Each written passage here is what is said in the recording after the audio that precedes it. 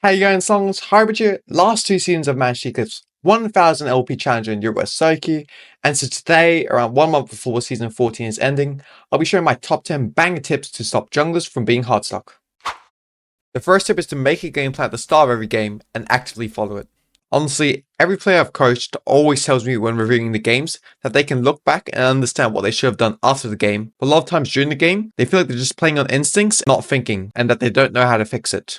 My answer to this question is the same every time. Make a game plan level 1 instead of AFKing in the fountain, being tabbed out watching certain videos, if you know what I mean. And once you have a game plan in mind, make sure that you actively play towards the game plan the entire game. This theory is honestly followed by every single pro player. And if you watch me on twitch.tv/hybrid, you'll see that every level 1, I'll say to myself what the ideal scenario for the game is and how I can achieve it as a jungler. I know forming a game plan might be difficult if you're less experienced in the game.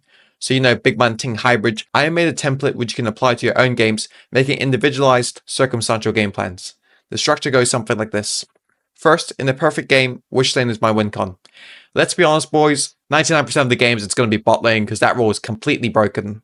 Second question then is, how do I path to make sure that I'm always pathing towards that lane? For example, if I'm pathing to bot lane, then I'll be always clearing top to bot, making sure that my camps are synced that way. Third, in the first 5 levels of the jungle matchup, who's stronger, me or the enemy jungle? Fourth, does the jungle matchup ever change in the future after item or level spikes? Where, for example, if I'm Belvethyn to Warwick, I might lose to him early, but once I get Kraken, you already know I'm going to be beating that boy. Fifth, if the answer to the third and fourth question is true, and I do have an advantage at a certain point in the game, then I have to ask myself, how do I abuse that advantage to the fullest?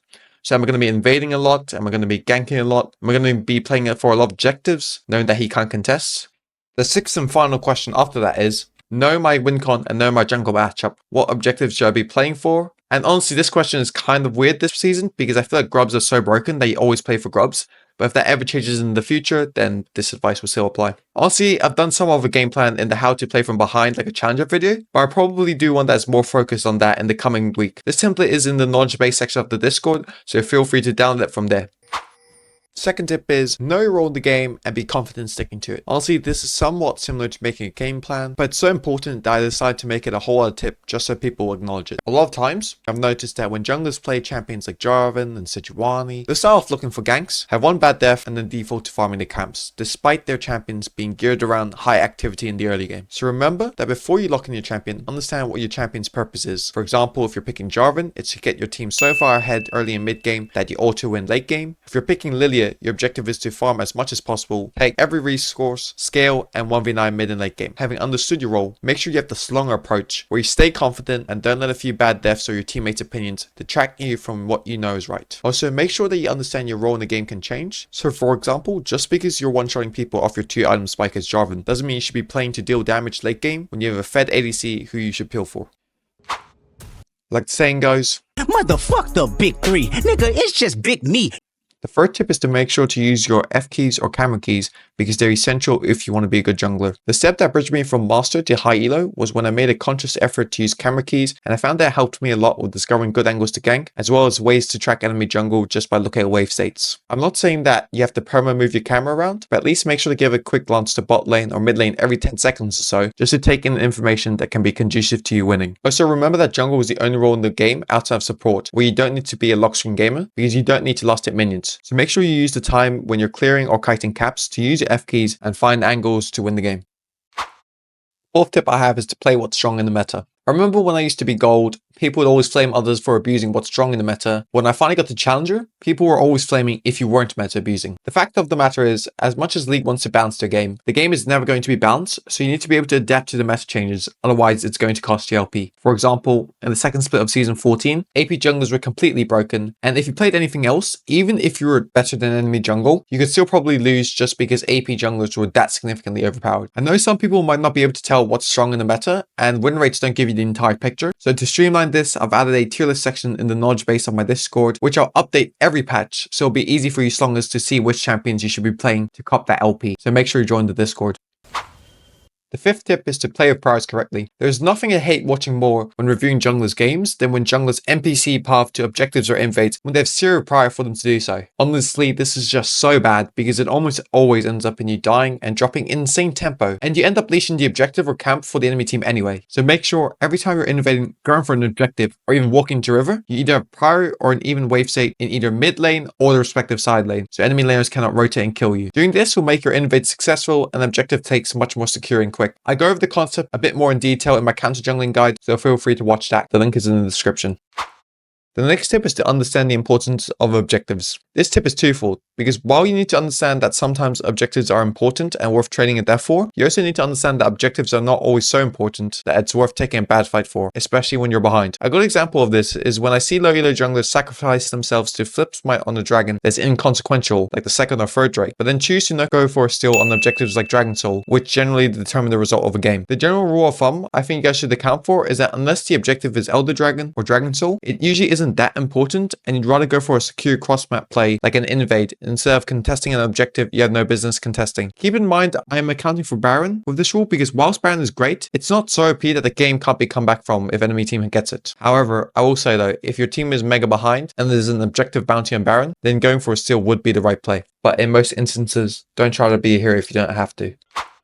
The seventh tip is to make sure that if enemy jungle makes a move on one side of the map, you either counter gank or cross map for a play within the next 30 seconds. I can't stress how many times junglers see enemy jungle make a play on one side of the map, but continue to farm their own camps, despite being able to either invade or gank because the enemy jungle has left room to be punished by making a play. I'm not saying that you should always go cross map, but unless you can counter a gank or fight for the objective, don't come after the players already fizzled out because you're leaving the enemy jungle unpunished and giving them a free advantage for zero. I always like to say, as much as it's your team's fault for dying, it's your fault if you can't gain an individual advantage from your team's mistake.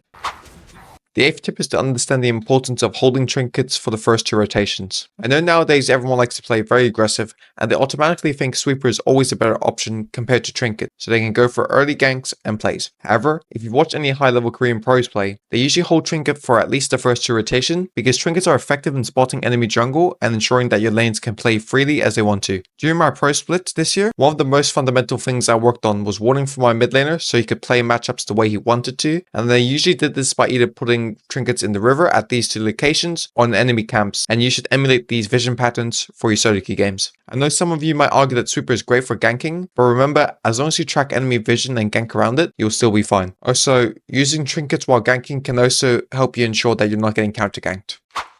The ninth tip is to understand your camp timers and play around them. Honestly, before I reached Challenger, whenever I played against high elo pro players, I would always make good plays early and get a lead from my team, but somehow enemy jungle would invade and make up for the team's losses with an individual lead he had on me. I realize now that back then, I was heavily struggling with maintaining tempo and recognizing when camps were respawning. As a result of that, when camps were respawning, I was still making plays on the other side, which allowed the enemy jungler to come back into the game and ultimately beat me. What I'm trying to say here is that it's important that all you junglers either have the muscle or memory of when your camps are coming back up or actively consciously track it. Otherwise, you're dropping mega tempo and inviting enemy junglers to cook your ass. Remember, you don't have to farm camps when your camps are up, but make sure that when they are spawning, you're not wasting time like I've seen so many junglers do, or because they don't know the respawn timers, they kind of just hover in river and go for plays which don't work in any universe and end up being late to their camps and dropping tempo. Remember, if there's nothing free on the map, reset, keep your tempo, clear your camps, and carry the freaking game.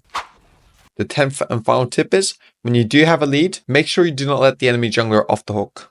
One thing I've always noticed that differs between a good and a bad jungler is their ability to take a lead and run with it. Very often I see junglers get a lead and enemy jungler is able to farm and they end up fighting later where the early advantage they got is negligible and the game is a lot more even. So make sure if you have a lead on jungle, force a victory through it. Ping and make your lanes get prior and keep invading until enemy jungle cannot play. Do not give him any room to breathe or any comfort in playing from behind. Track every single one of his camp spawn timers and meet him on all of the ones you have the prior to meet him on and absolutely suffocate him. This is particularly important on early game champions like Volibear, which if you've watched my guide on, you know I always stress the importance of playing aggressive on, because these champions you genuinely have the ability to turn one small winning play in the early game into a victory easy plus 20 LP if you play it right. I've done a full game commentary on this before and I'll link it in the description as well because I think it's one of the best demonstrations of early aggressive successful jungling. But remember, if you are ahead, all you want to think about is maximizing your lead and constantly shift between clearing your camps, invading, and ganking. By doing this, you're shutting down all avenues the enemy jungler has to come back into the game. That's it for the video today, guys. I just want to say thank you so much for watching to the very end.